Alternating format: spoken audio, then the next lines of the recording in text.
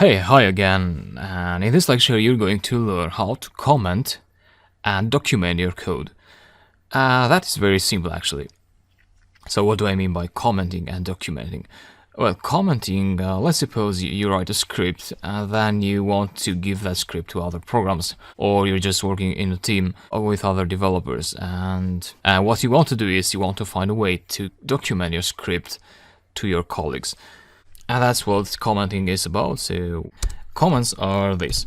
So you start with a hashtag and you write whatever you like. Let's say create empty file. So what I did here is, I had this script that what this script does is it has a function that function creates an empty file called sample1.txt. And if you give this script to someone else, they may try to read the code and understand what you're doing there. But alternatively, you can help them by adding here a line that is not read as code by Python. So Python ignores everything that goes inside a hashtag. Basically, the way you do this is, before writing the function, you write this comment. And then comment basically means that you're pointing to this block of code. Now be careful, if you click enter and start something here, this will be read as code by Python.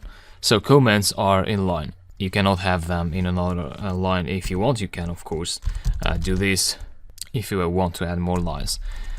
You can also write something besides some code. So for instance, writing empty string, and everything will work fine. And that's about comments. And we also have docstrings, which allow us to document our code. And with documentation, what I mean is, let's say you import OS, and then if you do os.doc, you'll get the docstring. So this is called the docstring. And what it basically is some basic information about the library or the module or the package that you are importing, that you are using in Python. And you can do the same. So if you import example, what you do, you're importing the example.py as a module. And if you say example and __doc __, in this case you don't get anything because you don't have a docstring in your file. So if you want to give some information about your script to other people, you may want to add a line here with triple quotes, like that, and between those triple quotes it comes a docstring. And that would be something like, this script creates an empty file.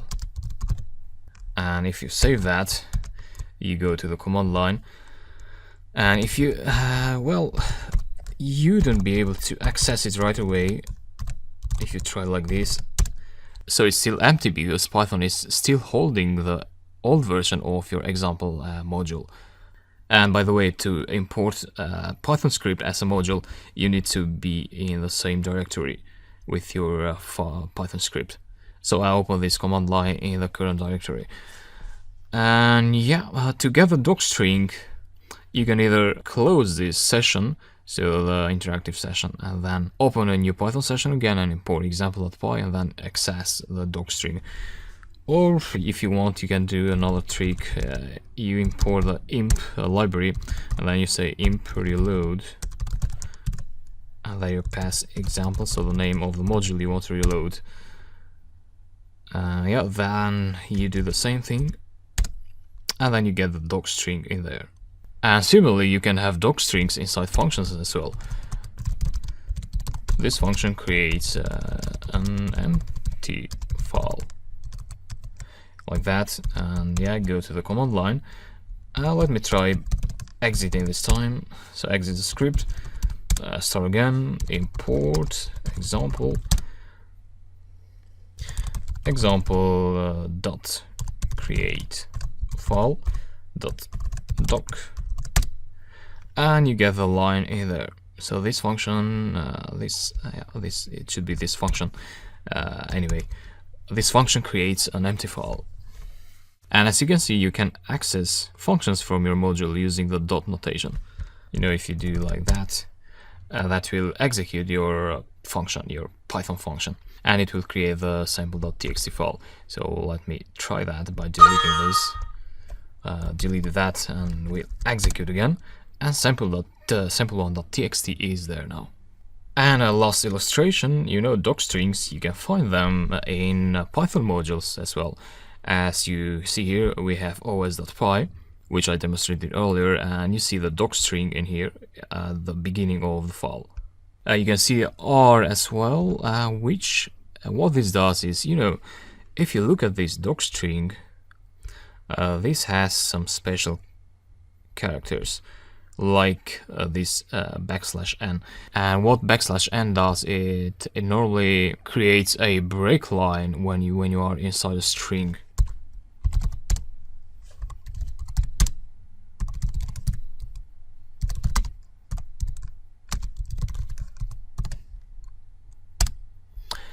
So as you see, when you pass \n, that will create a break line, or like that. We'll use \n later, so don't focus on that for now if you don't understand it. You'll understand it very well when we use it in real-world examples. So if you think you're having such special characters, it's good to pass R there, and that will treat the string as a raw string, so it will ignore such characters. So it will not treat \n as a special command for break lines, but it will treat it as a single character. So it will print it along with your line as \n. That is clear, I believe, and we close this lecture now. We have some more lectures to go, so let's move on.